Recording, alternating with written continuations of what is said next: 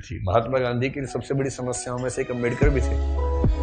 अंग्रेज तो थे ही थे, उनसे बड़ी समस्या ये है कि यार अंग्रेजों को भेजो ना, समाज क्यों बदल रहे हो। और ध्यान रखना 1936 है, इस समय डॉक्टर अंबेडकर ठीक ठाक पावरफुल हो चुके थे, अच्छी खासी प्रसिद्धि उनको मिल चुकी थी। महात्मा गांधी की सबसे बड़ी समस्याओं में से एक अम्बेडकर भी थे।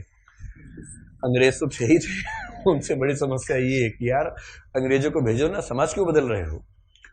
और अंबेडकर साफ साफ कह रहे थे कि अगर मुझे अपने हित और देश के हित में चुनना हो तो देश का हित नंबर 1 पे है, पर यदि मुझे दलितों के हित और देश के हित में चुनना हो तो मैं दलितों के हित को प्राथमिकता पे रखूंगा। क्योंकि अगर अंग्रेज चले गए ऐसे ही तो यहां के सवर्ण हमें छोड़ेंगे नहीं, और दलितों की पराधीनता अंग्रेजों के आने से पहले ज्यादा थी, अंग्रेजों की उपस्थिति के समय कम पराधीनता थी। आपको गुस्सा तो आता होगा अम्बेडकर पे कई बार, क्या ये कैसा आदमी था, है ना, लेकिन आप तर्क सुनेंगे तो दंग रह जाएंगे, तर्क अच्छे हैं। और मजे की बात है कि भारत की संविधान सभा में अंबेडकर जितनी पढ़ाई पूरी संविधान सभा में एक भी मेंबर ने नहीं कर रखी थी। केवल एक BN राव थे जो एडवाइजर थे, उनके पास ठीक ठाक पढ़ाई थी, उन्हें छोड़ दें, बाकी सब मिट्टी के मतलब पेंदे टाइप के थे, प्यादे थे उनके सामने। पढ़ाई लिखाई का जो लेवल अम्बेडकर साहब का है वो किसी का नहीं है।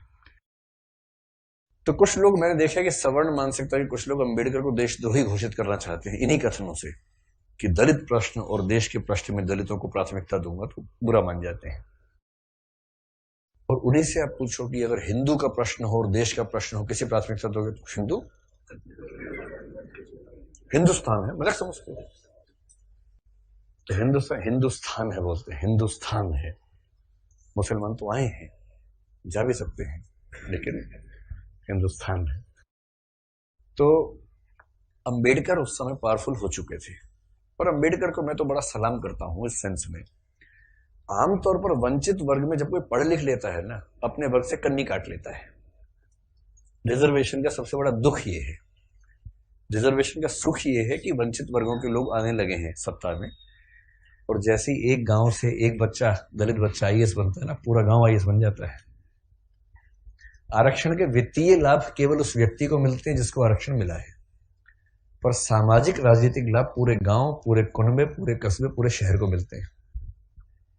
कि हमारे गांव का चंदू IAS बना है, और चंदू वर्ग में मान लीजिए SC या ST में आता है, उस दलित जाति के, उस गांव के और आसपास के 100 गांव के सब व्यक्तियों के पास कॉन्फिडेंस आ जाता है। कुछ बिगड़ा, चंदू को फोन लगा दिया, चंदू बिटवा देखिए जरा।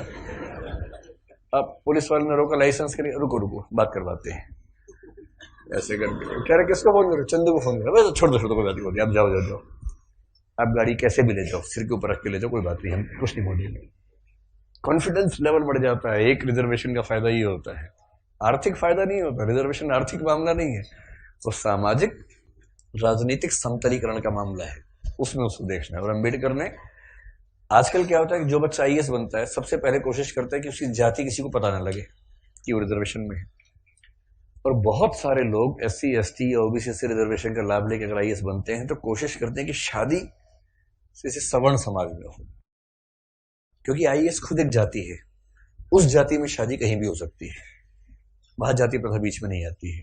ऐसी IPS भी एक जाति है जो IAS से नीचे की जाती है, लेकिन ठीक ठाक जाती है, वो भी अपने आप में ठीक ठाक जाती है। जैसे IAS पति IPS पत्नी, लोग कहेंगे हाँ ठीक है, IPS पति IAS पत्नी, तो लोग कहते हैं अच्छा चलो कोई बात नहीं ठीक है इस तरह से मैनेज करते हैं, क्योंकि IPS नीची जाती है, IAS थोड़ी ऊंची जाती है, और IRS और बाकी सब तो बहुत ही नीची जाती हैं, और उसमें जो ग्रुप भी हैं वो तो शूद्र टाइप के माने जाएंगे कि ये तो बहुत ही नीचे के लोग हैं। बेशक UPSC ने सफलता दी हो, पर ये तो ये नहीं चलेंगे, इनके 10 नंबर कम आए से इनको बाहर करो यहाँ से एक प्रकार की जाति व्यवस्था वहां भी है। तो दलित चेतना जो अम्बेडकर की वजह से, अम्बेडकर का सम्मान क्यों करना चाहिए कि वो इतना पढ़ने लिखने के बाद भी चाहते तो वो भी एक शानदार जिंदगी जी सकते थे, उनको मिल ही रही थी भाई। वो PCS ऑफिसर थे बड़ौदा में, मजाक छोड़ना है, नागपुर में शायद, और जब नागपुर में वो सिविल सेवक बनकर आए, फेलोशिप वहीं से मिली थी पढ़ने के लिए, जब वापस लौटे तो उनको PCS अधिकारी बनाया गया। तो उनको कहा कि आप यहां रहना शुरू कीजिए और काम संभाल लीजिए। अब ये अम्बेडकर के सामने सबसे बड़ी समस्या, अगर आप उनकी कभी आत्मकथा पढ़े, मैं कैसे बना, हिंदी अनुवाद उसका ये है, उसमें प्रसंग है कि नागपुर में रहना है उनको क्योंकि वो ऑफिसर हैं, उनको अपने रहने के लिए कमरा चाहिए या घर चाहिए, ढूंढ रहे हैं पूरे शहर में, कमरा ही नहीं मिल रहा। लोग पहले पूछते हैं जाति कौन सी है, वो बताते हैं कि महार जाति का हूं, तो भाई कमरा नहीं है हमारे पास, हम किसी दलित को कमरा देंगे ही नहीं अपना। ये 1920-30 के दौरान नागपुर शहर की बात है। फिर वो कह रहे कि कई कमरे खारिज होते गए। एक और घर में गए, एक कोई दूसरा ऑफिसर था, वो दिखा रहा था, दोस्त के रूप में हेल्प कर रहा था, तो वहां मालिक ने पूछा ही नहीं कौन सी जाति के हो, इन्होंने बताया भी नहीं, ढिंडोरा क्यों पिटेंगे, उससे पूछा नहीं, उन्होंने बताया नहीं, कमरा मिल गया, रहने लग गए।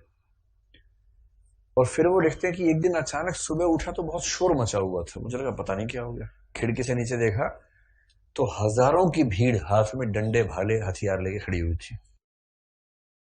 उनको पता लग गया था कि एक दलित आदमी इस घर में रहता है और वो भीड़ मेरा कत्ल करने के लिए आई थी। और उसके बाद कुछ दोस्तों की मदद से पता नहीं पीछे के दरवाजे से कहां से किसी तरह से उनकी जान बचा के भगाया गया उनको। इस दौर से वो गुजरे थे। ये उसी देश की बात चल रही है, सारे जहां से अच्छा हिंदुस्तान हमारा, हम बुलबुलें हैं इसकी, ये गुलसिता हमारा, उसी की बात चल रही है। किसी और देश, पाकिस्तान की बात नहीं चल रही है, उसमें पाकिस्तान था ही नहीं, पाकिस्तान पेट में था उस समय अभी हुआ नहीं था, मतलब होने वाला था, अभी नहीं हुआ था।